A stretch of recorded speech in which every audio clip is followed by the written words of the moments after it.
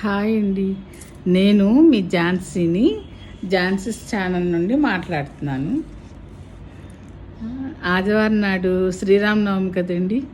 శ్రీరామనవమి రోజు సీతారాముల కళ్యాణం జరుగుతుంది.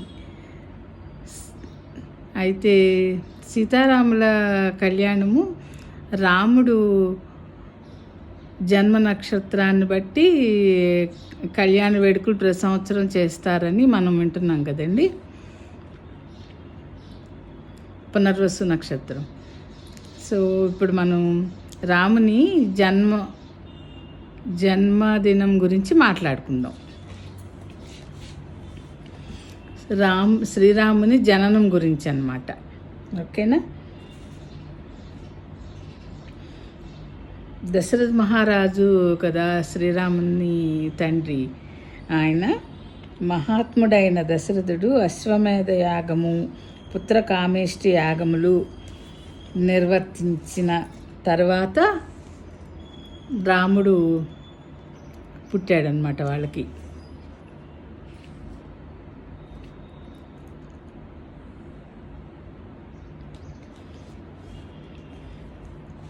ఆయన అశ్వమేధ యాగము, పుత్రకామేష్టి యాగములు నిర్వర్తించెను. దేవతలు తమ తమ హవిర్భాగములు తీసుకుని యథాస్థానములకు తిరిగి వెళ్ళిరి. దశరథుడు పత్నులతో యాగ దీక్షా నియమములను సమాప్తము చేసుకుని భృత్యులతో, సేనలతో, వాహనములతో అయోధ్య నగరమున ప్రవేశించెను. యజ్ఞమునకు వచ్చిన రాజులందరినీ దశరథుడు పూజించి సత్కరించెను. వారు వశిష్ఠ మహర్షికి నమస్కరించి సంతోషంతో తమ తమ దేశములకు తిరిగి వెళ్ళిరి. వారి సైన్యములు ఆనందముతో నియమితమైన వేషధారణతో చక్కగా ప్రకాశించినవి. రాజులందరూ వెళ్ళిన తర్వాత దశరథుడు సద్బ్రాహ్మణులను ముందు ఉంచుకుని అయోధ్యానగరం ప్రవేశించెను. దశరథునిచే చక్కగా పూజలు అందుకున్న శాంత, ఋష్యశృంగులు మరియు రోమపాదుడు తమ స్థానములకు వెళ్ళిరి. దశరథుడు అందరినీ ఈ విధముగా పంపివేసి ఆనందంతో నిండిన సంపూర్ణ మనస్సు కలవాడై పుత్రుల కొరకు నిరీక్షించుచు సుఖముగా ఉండెను. యజ్ఞము సమాప్తమైనది. 6 ఋతువులు గడిచినవి. తర్వాత 12వ మాసమున చైత్ర శుద్ధ నవమి తిథియందు అదితి దేవతగా గల పునర్వసు నక్షత్రమునందు 5 గ్రహములు సూర్యుడు, గురుడు, శుక్రుడు, కుజుడు, శని తమ తమ స్థానములందు ఉచ్చస్థానములందు ఉండగా కర్కాటక లగ్నమునందు బృహస్పతి చంద్రునితో కూడి ఉండగా పాయసము సగపాలు ఫలమైన వాడు కౌసల్యకు సకల జగన్నాథుడు, సర్వలోక నమస్కృతుడు, సర్వలక్షణ సంపన్నుడు, విష్ణు అంశ సంభూతుడు, ఇక్ష్వాకు కులవర్ధనుడు అయిన శ్రీరాముడు ఉదయించెను. అమిత తేజస్సు గల ఆ పుత్రునితో కౌసల్య దేవేంద్రుని తల్లి అయిన అదితి వలె ప్రకాశించెను.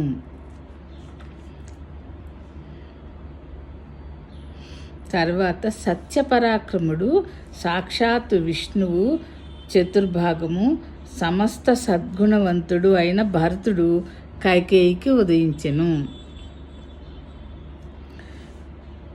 సకల శాస్త్రములందు నేర్పరులు, వీరులు, విష్ణువు అంశతో ఉన్నవారు అగు లక్ష్మణ శత్రుఘ్నులు సుమిత్రకు జన్మించిరి. భరతుడు పుష్యమీ నక్షత్రయుక్త మీన లగ్నమున, లక్ష్మణ శత్రుఘ్నులు ఆశ్లేష నక్షత్రయుక్త కర్కాటక లగ్న మధ్యాహ్న సమయమున దశమి నాడు ఉదయించిరి. ఈ విధముగా దశరథునకు గోవు పాదముల వంటి పూర్వభద్ర, ఉత్తరాభద్ర వంటి 4 నక్షత్రముల కాంతి గల 4 కుమారులు జన్మించిరి.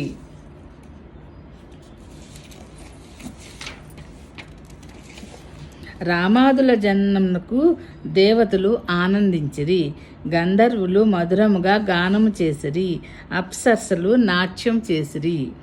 దేవదుందుబులు మ్రోగినవి, గగనము నుండి పుష్పవృష్టి కురిసినది, అయోధ్య ప్రజలు మహోత్సవములు జరుపుకొనిరి. అయోధ్యలోని వీధులు నటులతో నర్తకులతో నిండిపోయినది. వారి గానములు, వాద్యధ్వనులు, వందిమాగధుల స్థుతులు ఆకాశమును తాకినవి. వారికి దశరథుడు బహుమానములు సమర్పించను. సంతోషం కదండి, నలుగురు కుమారులు జన్మించారు కదా. 11 రోజులు గడిచినవి. వశిష్ఠుడు దశరథుని పుత్రులకు 12వ రోజున నామకరణము చేసెను. కౌసల్య తనయునకు రాముడని, కైకేయి తనయునకు భరతుడని, సుమిత్రా పుత్రులకు లక్ష్మణ శత్రుఘ్నులని పరమ ప్రీతితో నామకరణము చేసెను.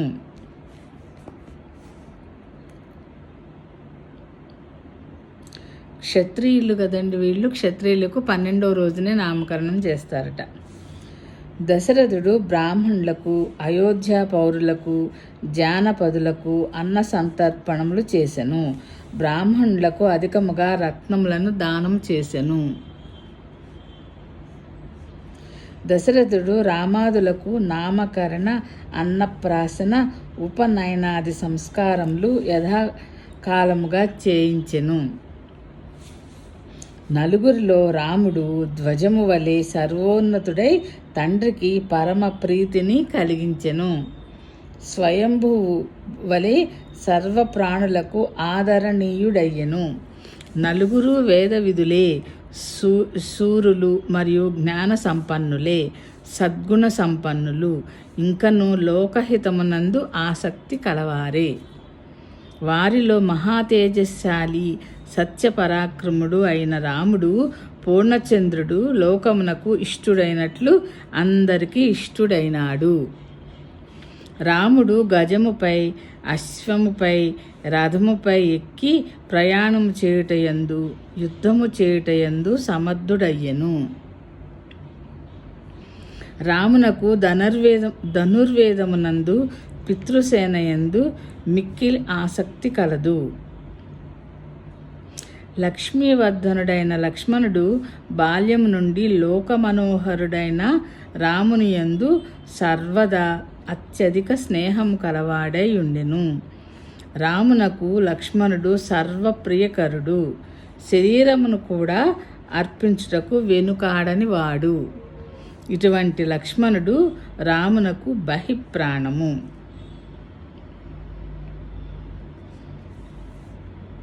ఎవరైనా ఇద్దరు జంటగా కనిపిస్తే రామలక్ష్మణులా ఉన్నారని అంటారు కదండి. కమల పిల్లలను కూడా ఇద్దరుంటే రామలక్ష్మణులే అని పేర్లు కూడా పెట్టడం నేను చాలా చోట్ల చూశాను. పురుషోత్తముడైన రాముడు లక్ష్మణుడు లేకుండా ఒక్క క్షణం కూడా నిద్రపోయేడు వాడు కాదు. లక్ష్మణుడు ప్రక్కన లేనిదే అన్నయ్యను మధుర పదార్థములను భుజించేడు వాడు కాదు. రాముడు అశ్వము నెక్కి వేటకు వెళ్ళినప్పుడు లక్ష్మణుడు ధనుస్సు ధరించి ఆయన వెనుకనే వెళ్ళడి వాడు. శత్రుఘ్నుడు భరతునకు ప్రాణముల కంటే మిక్కిలి ప్రియుడు. ఆ విధముగానే శత్రుఘ్నునకు భరతుడు కూడా మిక్కిలి ఇష్టుడు. మహాభాగ్యవంతులైన నలుగురు పుత్రులతో దశరథుడు దేవతలతో బ్రహ్మదేవుని వలె పరమ ప్రీతి చెందెను. రామ భరత లక్ష్మణ శత్రుఘ్నులు జ్ఞాన సంపన్నులు, సమస్త సద్గుణములు కలవారు, దోషములు చేయుటయందు సిగ్గుపడేవారు, కీర్తిమంతులు, సర్వజ్ఞులు, దీర్ఘదర్శులు. ఇటువంటి ప్రభావము దీప్తి గల కుమారులను దశరథుడు చూచుకుని లోకాధిపతి అయిన బ్రహ్మదేవుని వలె ఆనందించెను. ఇదండి రాముని జన్మం గురించి నా కథ. అయితే శ్రీరామనవమి అని మనం సీతారాముల కళ్యాణం చేస్తాం, కానీ ఆ రోజు శ్రీరాముడు పుట్టినరోజు అన్నమాట. అందుకని ఈరోజు శ్రీరాముని జన్మం గురించి తెలుసుకున్నాము. ఈ వీడియో మీకు నచ్చితే లైక్ చేయండి, షేర్ చేయండి, సబ్స్క్రైబ్ చేయండి. ఓకేనా? Thank you.